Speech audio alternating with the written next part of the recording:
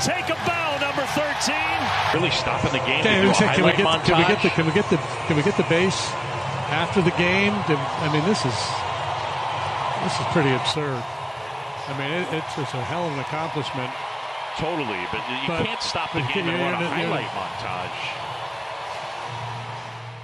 I thought 5-5 in the 10th wasn't the best time to celebrate the individual. We were in the middle of an important competition. These are the decisions. It's not absolute, but it's my opinion that in that moment, probably not the best choice. I've been doing this for 25 years. I feel like a decent amount of people should sort of know what my vibe is. Sure. It ain't get off my lawn.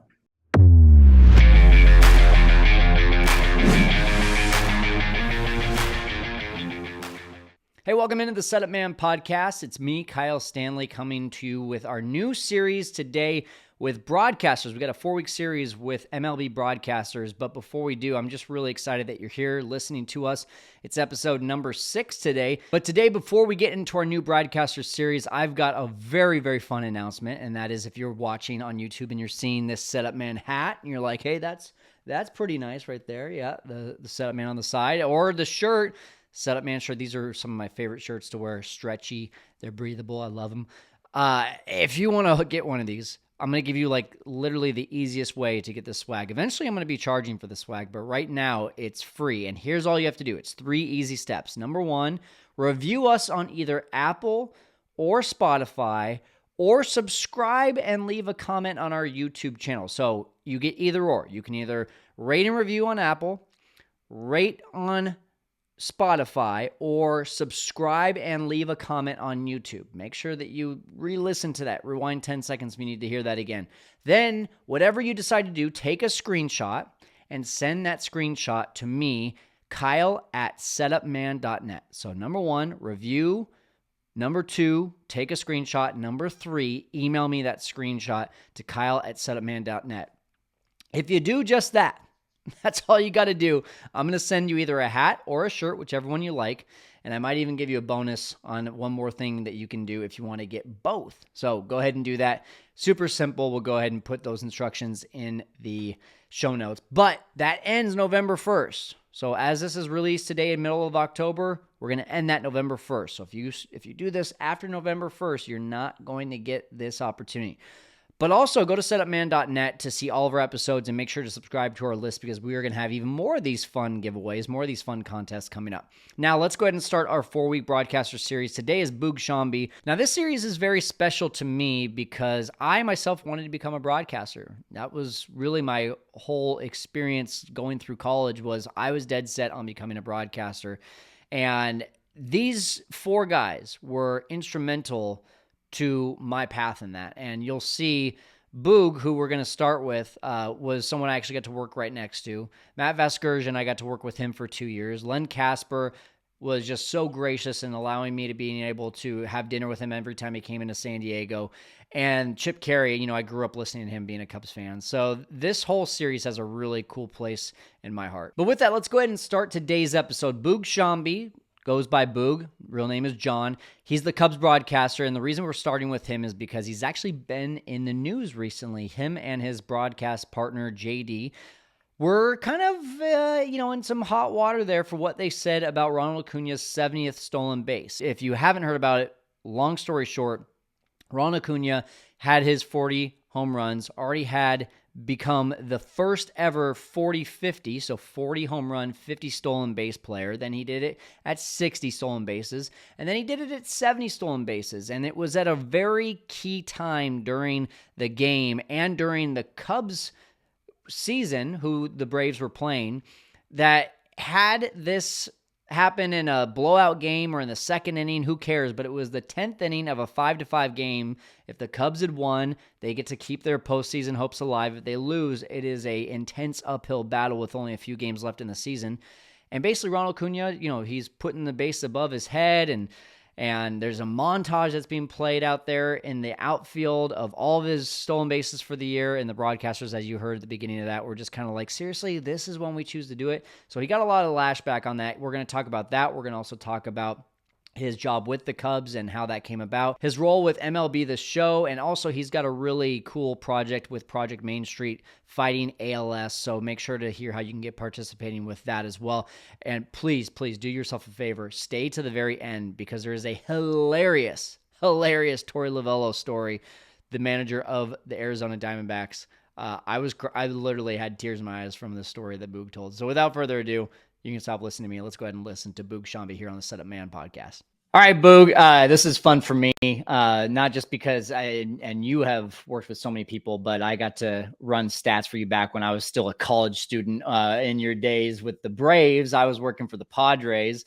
And now when you became the Cubs broadcaster, I was like, oh, that's cool. I've got a little connection to Boog. And I started doing some research, man. And I was like, where did that nickname come from anyway? And so I ended up finding out this is from Boog Powell, who, I got to be honest, I had to look up that player too, because I didn't know who that was, but there was a striking resemblance. Who exactly gave you that nickname? What's the story behind that? Guy named Dave Lamont. I was down in Miami. I had moved down there. I was living on Bob Wischusen's couch. Okay. Bob's the radio voice of the Jets and an ESPN announcer. He's great doing football and does the NHL also. But I think I was training on the morning show. Dave Lamont and the former NFL player Joe Rose. Dave Lamont's from the D.C. area. He's a big Orioles fan. And he said, "You look like Boog Powell." And I don't really look like Boog Powell, but, one of these things where, when you're a unicorn ginger, we're only, a little less than 2% of the population. They think we all look alike. So, I was a big ginger, so we look alike. So I went in that morning and on, my mailbox, kids, ask your parents what a mailbox is.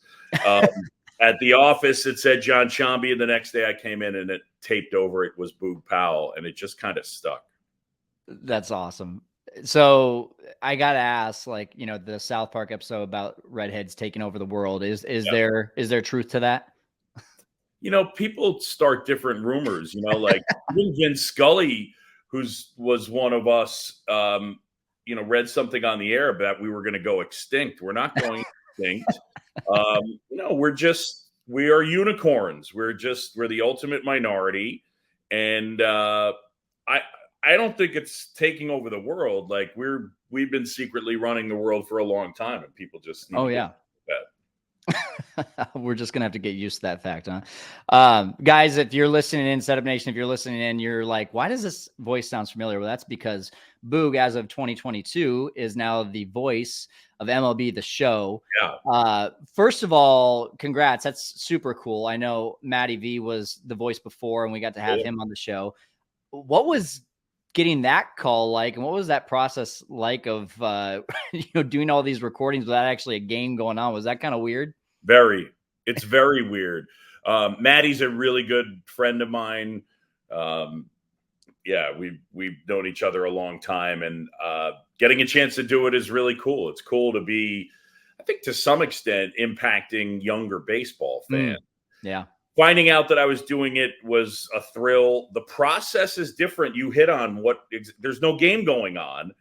And so it's not, even though what it's designed to do, and hopefully does, is it sounds like I do when I'm broadcasting, that's not what the process is. So it's, at this point, I probably recorded 300 hours where there's no game going on. Yeah. So it's weird. And you have to recreate things that as an announcer you don't think about, whether it's, they're trying to stitch something together and you don't realize where your intonation is in a certain spot. So it's been a lot of fun. I get to work with Chris Singleton on it. The guys at Sony are amazing. Their attention to detail, their passion for both baseball and broadcasting, and their knowledge is really great. So it's been super cool. When I go to Wrigley Field and there are kids outside and somebody tells one of them that I'm the MLB The Show guy, to have some 10 or 11-year-old kid kind of freak out by that is neat. It just is, man. It's just, it's a really cool thing. It's almost like you're the celebrity at that point. Right. But not really. in your mind, like, are you trying to think about, okay, this play that I'm about to describe reminds me of this play that happened when I was, doing this broadcast. So I got to like channel that feeling, or do you just try to do your best to read the script? It's hard to, it's so the metaphor doesn't totally work, but yeah. So like, whereas I want to be and think of myself as like a Michelin 5-star chef, for the amount of stuff they need, I've got to be a short order cook. Yeah. So at times I think about it, but it's one single line. You know what I mean? Right. So, yeah, at times I think about it. Were there any lines they put in front of you where you were like, this is weird or random, or was all of that stuff that you'd said? Oh, and I still, every once in a while, I'll still say, yeah, I'm not saying that, or I wouldn't say that. And they're like, you got it. Can you give me one line that you're just like, I refuse? Or do you remember? I don't have one off the top of my head. Okay. If you think of one sometime randomly in this interview, you just let me know. All right. So, Boog, you were with the Marlins for about 7 years, from 97 to 2004, then the Braves for a few years, and then you actually went national for a while. What was the reason for you at that point in 2009 when you were like, I feel like the calling is now to go do national games? And then you even did a little bit of college basketball as well. So what was part of that decision for you? I think it was multiple things. One was, from a national standpoint, to be the national voice and the hope that eventually I would call the World Series nationally in some form. This year, 13 years later, I'm getting my chance. So I get to call the World Series nationally on the radio this year for the first time. So that's great. So that was part of it. I think the other thing would be, personally, at that time, I was in a place where I had just gone so many different places to chase, trying to climb and get better. I wanted to go home. I wanted to go back to New York. And so working nationally allowed me to live wherever I wanted to live, and I wanted to go back home. So that's awesome. That was one of the things that kind of fueled it. I loved my time both in Miami and Atlanta. I saw two teams win the World Series with the Marlins. I have 2 World Series rings. So, but I wanted to get home, and my experience at ESPN helped me a ton. That's great. So then on the flip side, 2021, the Cubs job opens up from your friend Len Casper leaving. What did they approach you? Did you approach them? No, they approached me. Okay. They approached me, and I can't say, like, initially it wasn't really on. It's funny because I had inside information from Len that he was going to do this probably a year ahead of time. Oh, wow. And we just spoke about it. And then as it got closer and closer, we started to speak about it more and more. And even when it came to fruition, the first thing in my brain was not, maybe I'll try to get that job. It just wasn't in my head.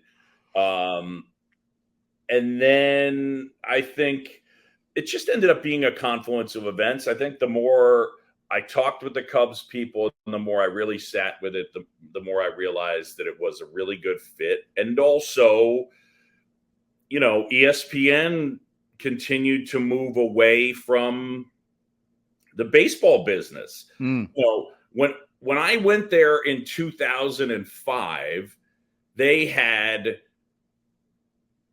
radio games Saturday and Sunday, Sunday night baseball on TV, Monday night games with a backup. So like if you were in doing Yankees, Red Sox, 15% of the country would get the Guardians and the Tigers. Yeah. And then they had a Wednesday day game.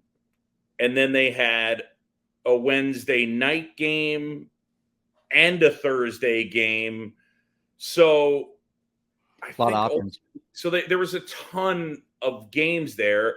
And then by the end of 20, they basically just went to one TV game a week, and I didn't get Sunday Night Baseball. So, yeah, that's kind of it. And I would say I ended up being really lucky because the Cubs job, as good as I thought it would be, I would say it's been even better. Really? What's been better about it? It's just, I'm a baseball junkie, and I had done tons of games at Wrigley Field and been in this market, but to be around it every day, especially when the team hasn't even overall been good. I mean, you're talking about 3 years of 91 losses, 88 losses, and 2.5 months into the season this year, they were 10 under 500. Yeah. And I was still like, this place is awesome. So yeah, it's been an amazing thing to connect with a fan base. And then I knew JD, and I knew I was really going to love working with him. I don't think that I could have anticipated the connection that I have with JD and Taylor. Yeah. And how much I enjoy going to work with them every day. I get to work with two friends, and it makes it a lot of fun. From a fan perspective, I saw that come through from the broadcast even more this year. I felt like year one, you probably were still developing that relationship. Year two, it seemed like you guys were really starting to get comfortable. This year, it was like inside joke left and right with you guys. It just seems like there's, and just from like a player's perspective, right? Like you always hear about, this team has really good chemistry, and you get kind of tired hearing that. But like you guys have really good chemistry. It seems like you guys just have fun doing a broadcast. Yeah, we do. I also would say I don't think, and it doesn't really matter, but I would make the point. I don't think that when fans watch, they're particularly self-aware about how they're experiencing stuff. So, Okay. like, for example, my first year, for the first 2.5 months, they only allowed 25% of the people into the ballpark. Really? Oh, you're talking about because of COVID. Yeah. Yeah. And you're like, oh, yeah, that's right. I forgot. Yeah, I forgot about that. And for the first half of the year, we didn't travel. We called the games off a monitor. Yeah, that's tough. And then they traded away your three favorite players from the team that won the World Series, and you watched them lose 91 games. Yeah, that's year one. And then year two, with a team that was really nondescript, you watched them lose 88 games. And I'm the guy giving you the bad news. Yeah. So, like, it's just this, and like, it's been fun, even despite those things. But it's just this progression. It hasn't been normal to begin, and it certainly hasn't been what fans were hoping for or anticipating, given what 15 through 20 played out like when they made the playoffs every year but one. So it's just different. And then I get to work with people who like both JD and Taylor really love it every day, and you've got to love it. And they're playful, and they're both smart, and JD's as interesting as it gets. And the thoughtfulness and the curiosity that he has, I think is unsurpassed in terms of analysts in the sport. He's just that good. My question next is, going from 12 years of national broadcast now back to local, was there a transition, or do you feel like there's still a transition of like, man, I've got to have a sense of like this homer type of inflection when the home team does well, versus with the national, you just had to stay kind of unbiased? I don't know. People like fixate on that. I would still say, like, I think back to the last thing that I said. I think it's a good example of where fans they're just not self-aware. I don't mean that in a disparaging way, but it's this. If they win 100 games each of the next 4 years, I'm going to sound more like a homer because you're hearing more good plays happen.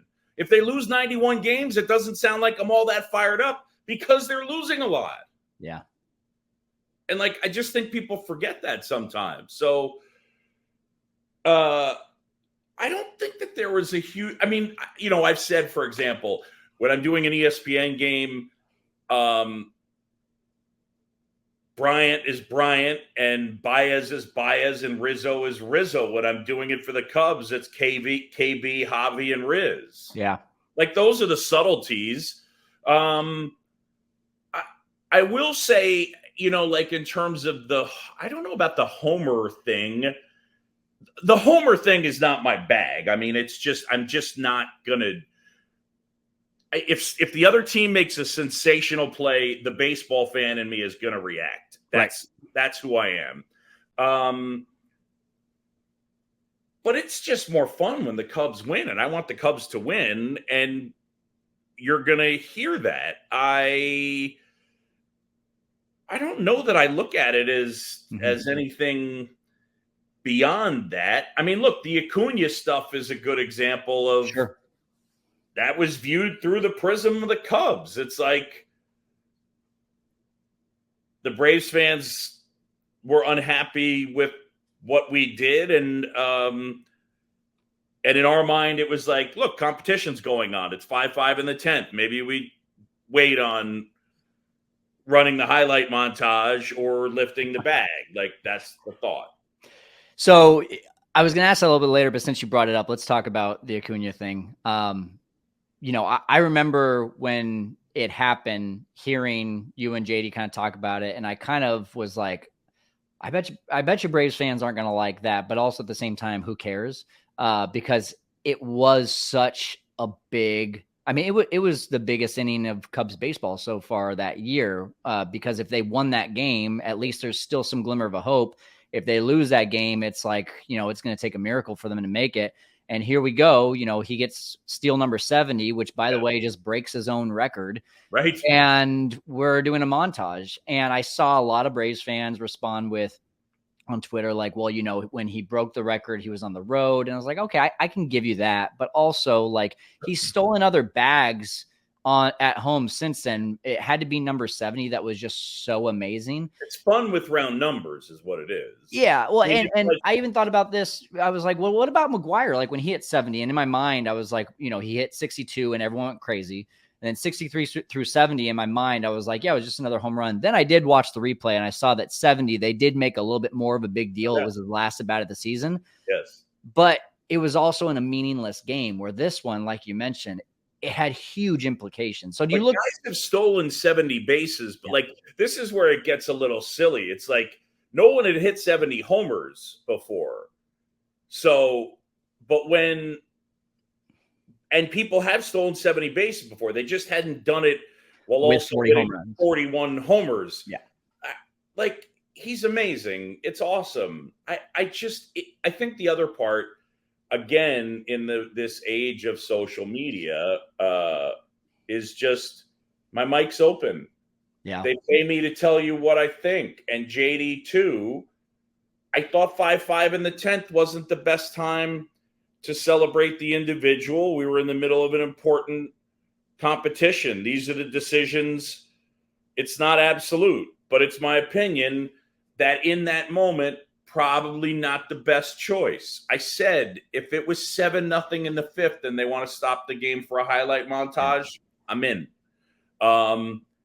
And then the other part that's just really funny, and it's the way social media works, is that I don't really give a crap. Like, and I'm not. So, okay, well, I'll do the ego part of it. Like, I've been doing this for 25 years. I feel like a decent amount of people should sort of know what my vibe is. Sure. It ain't get off my lawn. Yeah. And JD's not that guy either. Yeah. So I guess my first thought was, all right, let's give us a little bit of the benefit of the doubt here because we're not the fun haters by a long shot. And then the other one was just sort of like, it's just what people do now when you clip a 30-second cut and people are like, man, they were butthurt. They were angry. God, they got so upset. Like, nobody else gets a say on how that moment made me feel. Yeah. I'm the only one that is entitled to say with a perspective on how John Sciambi felt. Yeah. And I'm here to tell you, I thought they probably shouldn't have run the highlight montage. But did I wake up the next morning like bothered by that? Oh my God, no. Good. I don't care. I mean, I will tell you this. I'm going to go do the Braves Phillies for radio, and I'm going to go to the workout tomorrow. And if I can, you can break this news. If I can, I'm going to get Acuna to pose for a picture with me holding the bases, and I'm going to point at him, and I'm going to send it out on social media to troll all the Braves fans. Let's go. I don't care. It's just weird. And the other thing is, again, from the self-awareness standpoint, I'm coming at it from a Cubs perspective. From the Braves perspective, they don't care if the Cubs make the playoffs. They care because Ronald had the moment, and that's all they care about. But, if it had been flipped,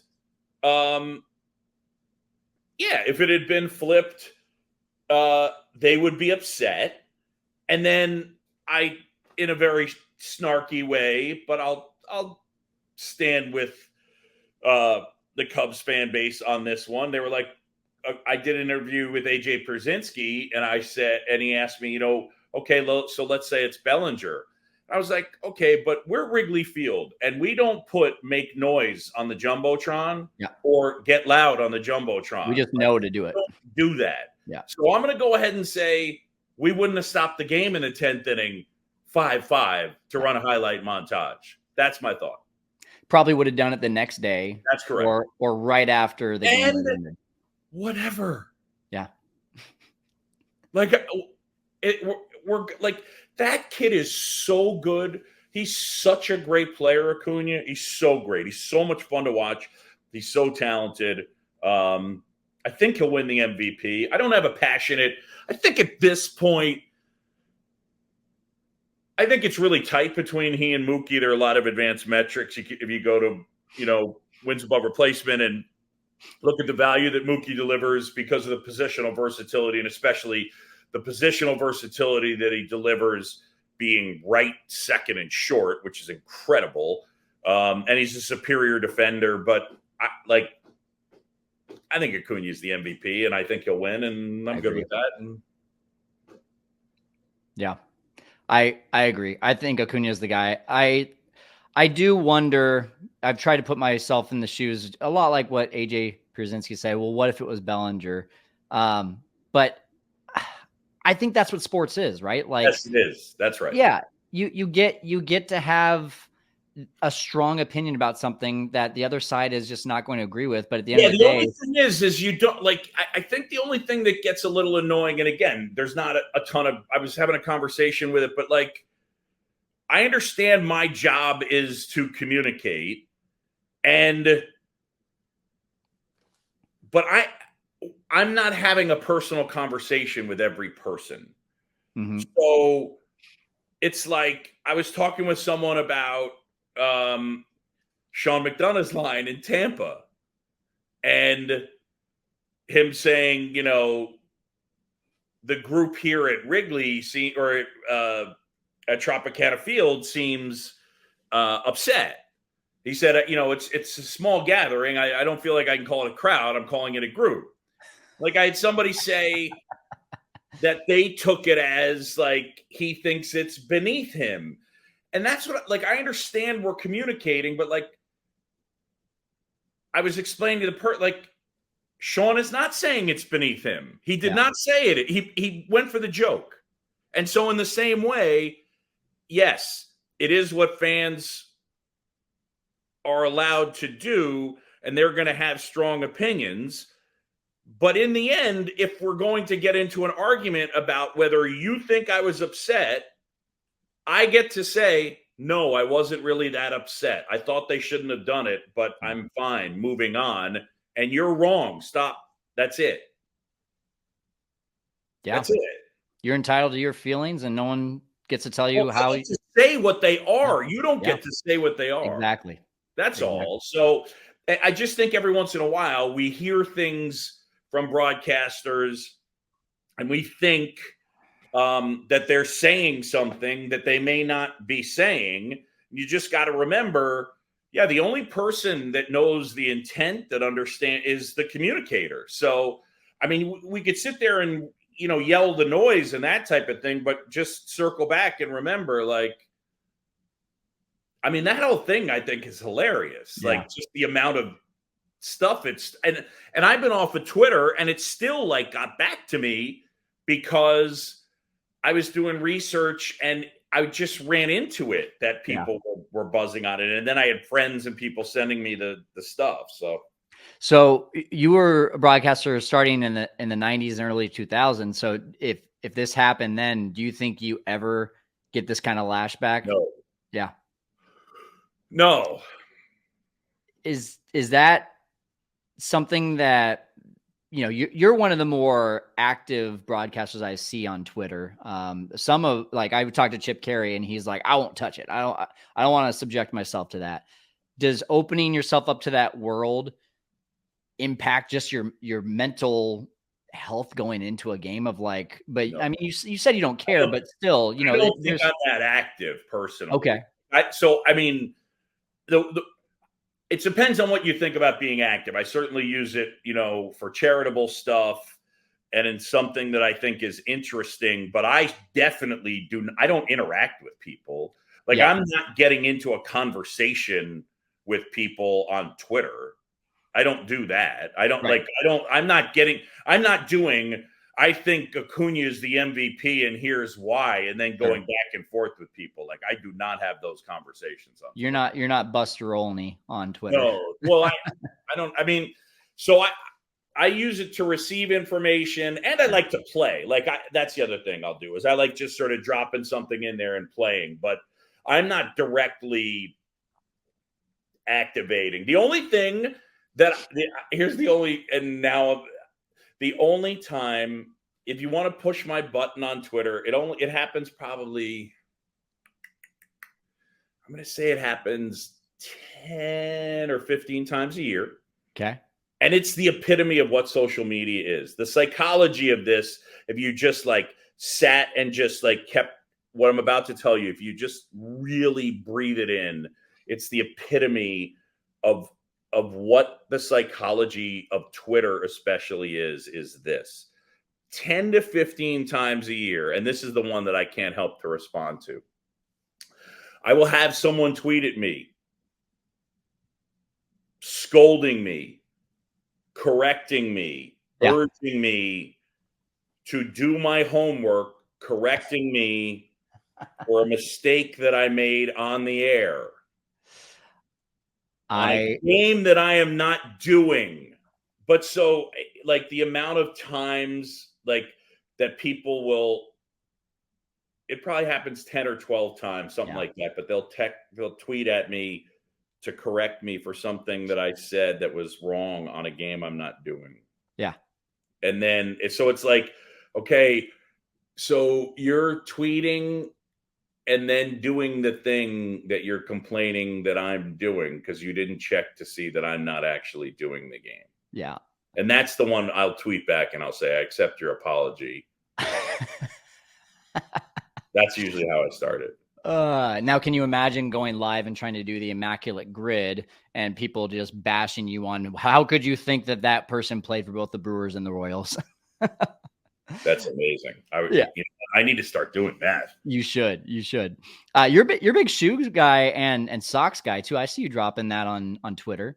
Yeah, I'll every once in a while we'll throw. It's a random. I don't know how I became this person. I mean, part of it is I'm single. I don't have kids. I would say during COVID it kind of exploded because I was bored. And then the other component is I'm 6'1". And I have size 15 feet. I'm still waiting to hit my growth spurt and play in the NBA. And so I can't just find a pair of sneakers and be like, I like those, I'm getting those. So it's a little bit of a scavenger hunt. Okay. So that's part of how my shoe game got cultivated. That's good. I like it. Random question here. You posted a photo with John Mulaney on Twitter too. I'm a big John Mulaney fan, and they got me thinking, like, who's been like the 7th inning stretch singer so far that you've been like, all right, that was either my favorite performance or favorite person to meet? Because I feel like that's a really unique, fun tradition with the Cubs for sure. John Mulaney's version was one of the best. He's got such a good voice. That was so random. Great. I love John Mulaney. Like the Chicago guys, certainly cool. Bob Odenkirk, Jeff Garland, Vince Vaughn. I'm trying to think if there's one that's really like Candace Parker was cool to me. I think she's a badass. Cool.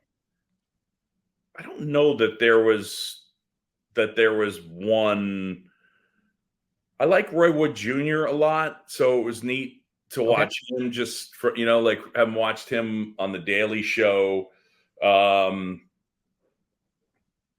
Coach Beard from Ted Lasso. Oh yeah, that was fun. He's a lot more of a talker in person than he is on the show. Yeah. So I don't have like one. Okay. I don't have one. I would just say I think there's just still, I don't know, man. Like I didn't grow up a Cub fan, but there's still I knew Andre Dawson from my time with the Marlins because he finished up with the Marlins and he worked as an executive there. So I got to know him and he was always really great to me. Awesome. And Hawks, my childhood, right? Like my favorite player was Mike Schmidt as a kid. So Hawks right in that same prime. And so like there's still, when Ryan Sandberg comes into the booth, when I was doing a game, I don't remember what it was, but like, yeah, I was doing a game and all of a sudden somebody hit me like in the back of my shoulder with a piece of paper. And I turn around and it's Andre Dawson, like giggling. And funny. I'm just like, there's a Hall of Famer like messing with, like, there's still a part of it that's when I see Rhino, when I see Hawk, like 12-year-old me. Yeah. I mean, heck, we had a rain delay with the Cubs in New York, and it's where, Taylor is just this ball of energy, but she's so young. So, I remember the 86 Mets, man. Like Keith Hernandez and Ron Darling were badasses, and, every girl was in love with them. And so, like, during the rain delay, we're sitting there talking with Darling and Gary Cohen and Keith Hernandez, and just laughing and watching games, and Keith showing pictures of his cat, Haji, and we're snorting, laughing. And there's a part of me that's sitting there going, oh my God, 16-year-old me would be losing his mind. Right now. For sure. So that's cool, man. That's really cool. Well, I want to talk about something that is near and dear to your heart, Project Main Street. I've heard you talk about it a lot on broadcasts. I've done some research as well. And I know that a lot of this came from you and your friendship with Tim Sheehy. Yep. Can you talk about just that friendship and what really about that friendship got you to say, okay, I want to fight against ALS for people like this? Well, so, I mean, Tim is somebody I met when I moved to New York. I was 7, he was 8. So we grew up together. We grew up in the same neighborhood, and fast forward 2005, he was diagnosed with ALS. My childhood friends still are my childhood friends, that group of guys. So it really started, at least in part, because Tim and Katie were having such a hard time financially as his condition worsened. So we decided we were going to have a charity event. Now, Tim played soccer at the University of South Carolina, and one of the guys on that University of South Carolina soccer team ended up as his roommate, was also in Hootie and the Blowfish. Nice. So we had Hootie and the Blowfish play an event, raised a ton of money. We took a good chunk of it and gave it to Tim and Katie. But then with the other part, and this, Tim was alive, so he still, he was a participant in it and helped form the charter for the charity. But we made Project Main Street to help people like Tim and Katie going forward. So that was how it started. So he was the one that came up with the name. We grew up in a place in New York City called Roosevelt Island. It has one street. It's called Main Street. So we called it Project Main Street to rep where we all grew up. And, that was kind of it. I think, most of the money goes to research. Mm-hmm. So we're a small arm, but every dollar in goes back out. And that's important. And then it's such an underfunded disease. I think it's amazing that in 2023, we have an incurable disease. The disease is incurable. I think the thing that is so heartbreaking is I meet all of these people and they all die, and there are no exceptions, none. Yeah. And that part is really challenging. I think the part of being involved and then the platform of being a broadcaster that I didn't realize is that you can impact them, or we do impact them with more than just money, because what ends up happening is when you lose your ability to communicate and to be mobile, which are the two main things, I think the two most devastating things about it, lose the ability to communicate and be mobile. Think about that. Your world gets so small. Yeah. And so you can't get out into the world. When you get out into the world, you can't speak.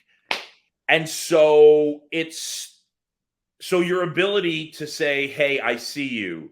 Hey, how are you doing?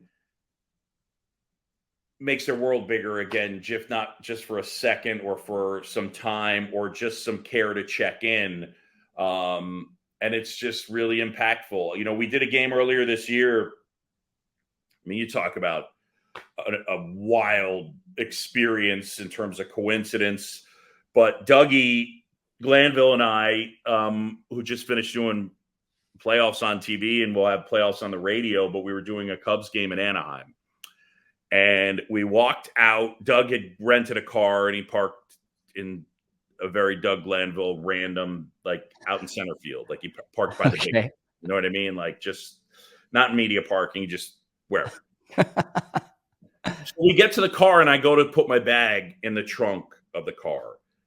And I turn to my right and there's a van parked right next to us. So the back of the van is open. And when I turn, there's a woman in a wheelchair. And we make eye contact and her eyes get really big. And I can tell that she recognized me, but she can't speak. And now my wheels are turning because I've seen it before. My first thought is, I wonder if she has ALS. Right. I realize she's wearing Cubs stuff. And then her husband comes around the corner and another friend. They're all wearing Cubs stuff. And the guy says, oh my gosh, Boog.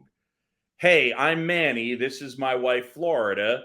She has ALS. Project Main Street helped us 2 years ago. And we were literally parked next to them in a stadium that night there were 33,000 people. Wow. And so it's not, look, man, like, don't. And so I got them tickets to the game the next time. And then in Arizona, I got them tickets to the game and went and said hi to them. And I'll text with Florida some. And that's so cool. But it's, yeah, it's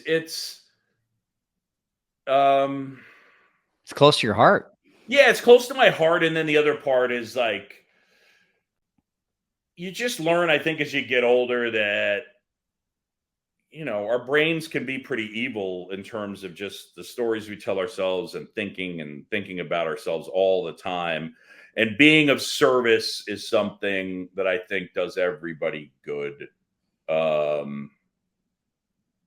And so just in a little way, if you can be of service, I think that, it helps you personally. It certainly helps the other person, but that was amazing. Like Manny in Florida. Florida just texted me the other day. She was devastated with the way the season ended. It was a hard season. So yeah. Wow. Well, we can tell how close to your heart and how passionate you are about this. And, I think it's surprising how many people have some sort of ALS connection. Yeah. I had a professor and I had a cousin, both amazing people. And it's just like you said, to see them go from 100% down to, just barely holding on is really difficult to watch. You're closer to it than I am.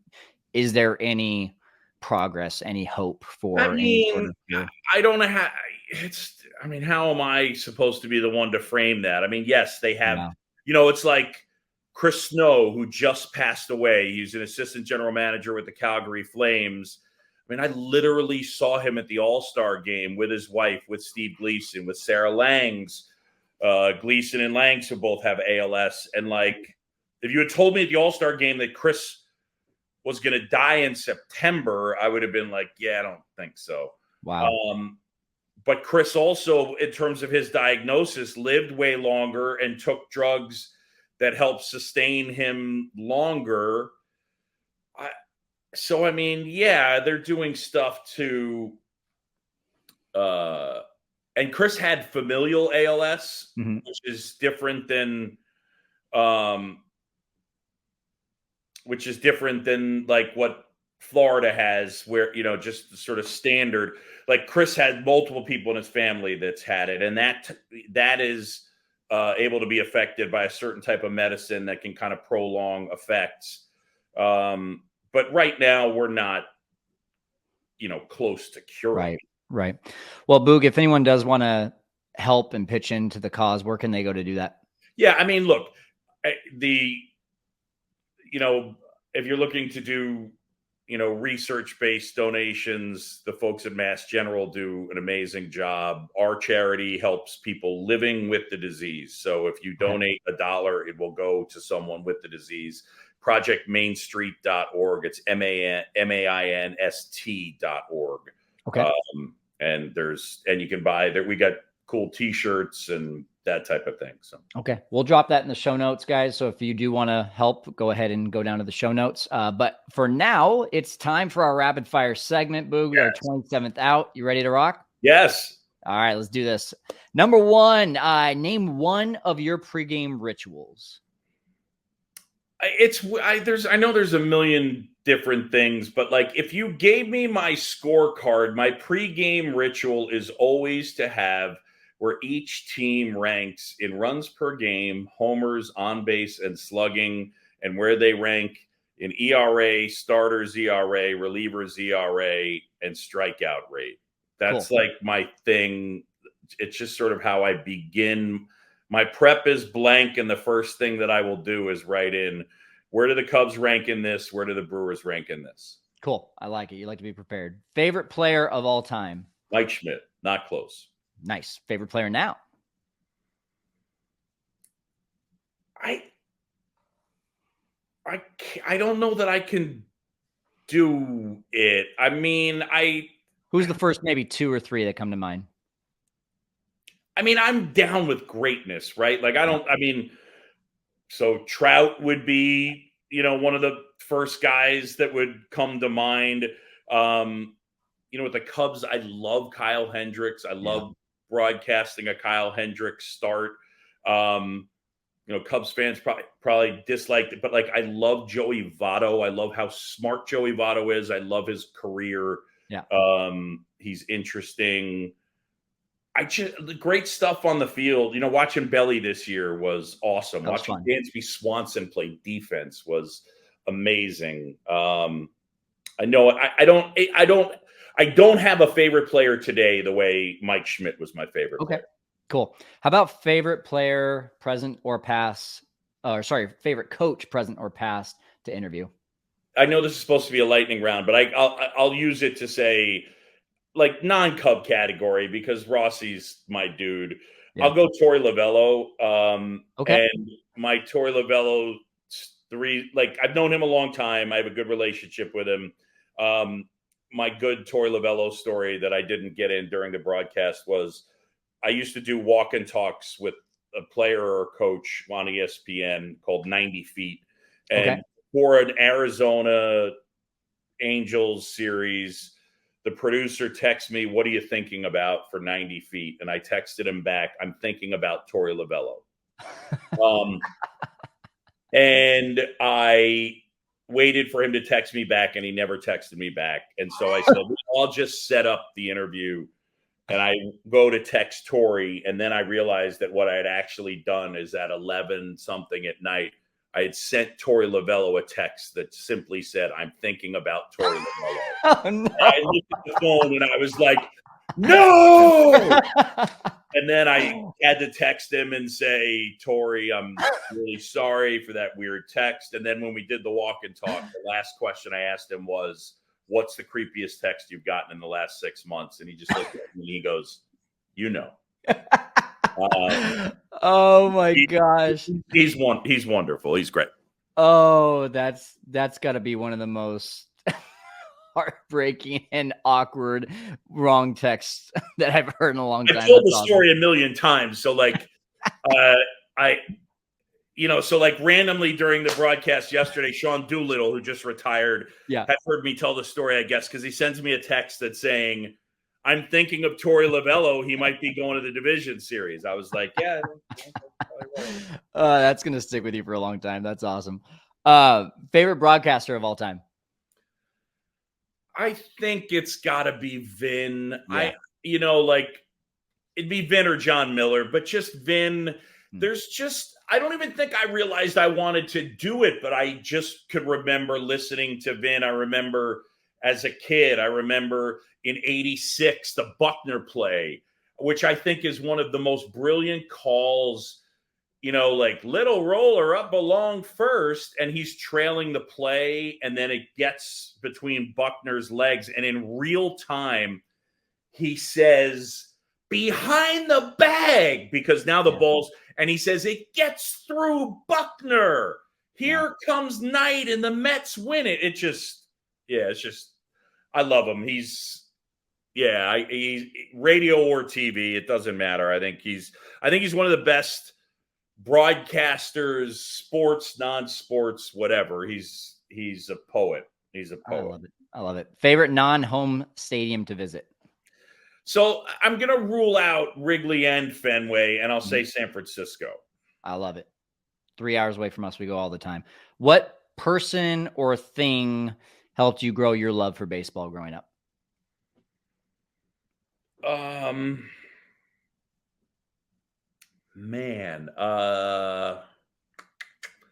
It's hard. I just, my family, like my dad did, but my mom did too. My mom loves it.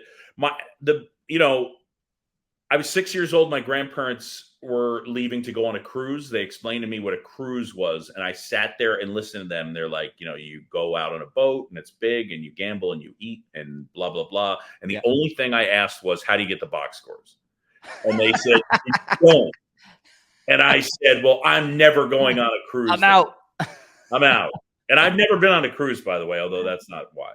Oh, that's awesome. If a movie was going to be made about you today, Boog, who would you like to play your character? I don't know. I mean, like, Chris Farley and John Candy have both passed, right? So I get a little Seth Rogen if I'm slimmed down some. Okay.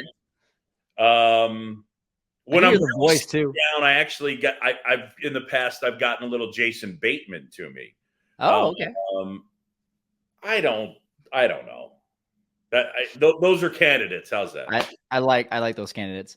I asked this question to Len Castro. I'm going to ask it to you too. Your favorite Jack McKeon story? I love that response already. Oh man. I know that's a curveball. I didn't prep you for that one. No, but there's so many good ones.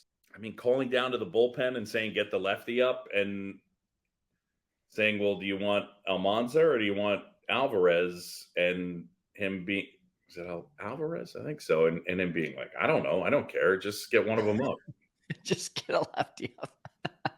There was a million like that. I mean, he pinch ran Mike Mordecai for Mike Lowell 2 different times, and both times Morty wouldn't score. Lowell was having this monster year, and then he'd hit a pinch, and then he would hit a homer in his first at bat to walk it off. That happened twice. And I went up to Jack and I said, after Juan Pierre and Luis Castillo, that Andy Fox is our 3rd fastest guy, right? And Jack said, he is? Oh, gosh, that's awesome. Okay, great job on the lightning round. Final pitch question. You and JD, one of my favorite things you talk about is egregious calls by the umpires. Are you in favor of robots for the strike zone in the future? No, I am in favor of the challenge system. I want to keep the humanity, and we'll do the challenge system. Because? I think that there's some unintended consequences that would come with robot umpires, and it would really change the game. And I think that having the ability to challenge while still keeping the humans in it is the better way. I heard Joe Madden the other day talk about, like, what else is there going to be left to argue? I want more reasons to argue if I'm a manager. I don't agree with that part. I think I don't agree with that part. Like, I don't, on the one hand, you can sit there and we can look back and some of those are funny, but at a certain point, I mean, they're funny, but you watch some of these arguments and I find myself feeling embarrassed for everybody. Yeah. It's kind of like, what are we doing? Yeah. It's like in this sport, for years, you were allowed to do it and go out there and behave like a buffoon. I don't need the game to be delayed to watch 2 adult men yell at each other. Like, I'm good on that one. Boog, I love it. You're awesome. You're raw. You're who you are. And this has been a real fun interview. So thank you so much for jumping on and being a part of the Setup Man podcast. I appreciate you. You got it, Kyle. Thanks, man.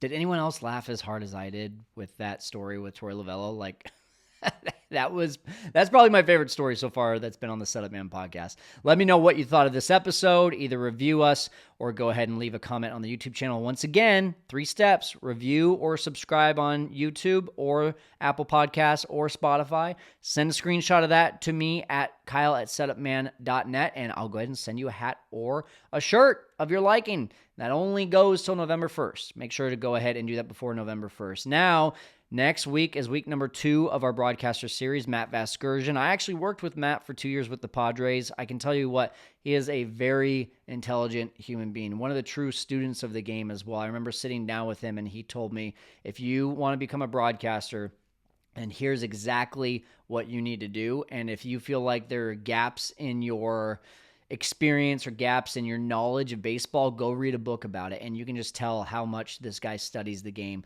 And we talk about the current state of baseball as well. So that's really going to be the main topic when we talk to Matt Vasgersian next week on the Setup Man podcast. All right, that's going to do it for now, Setup Nation. I'm going to go ahead and put my arm on ice. We'll see you next week.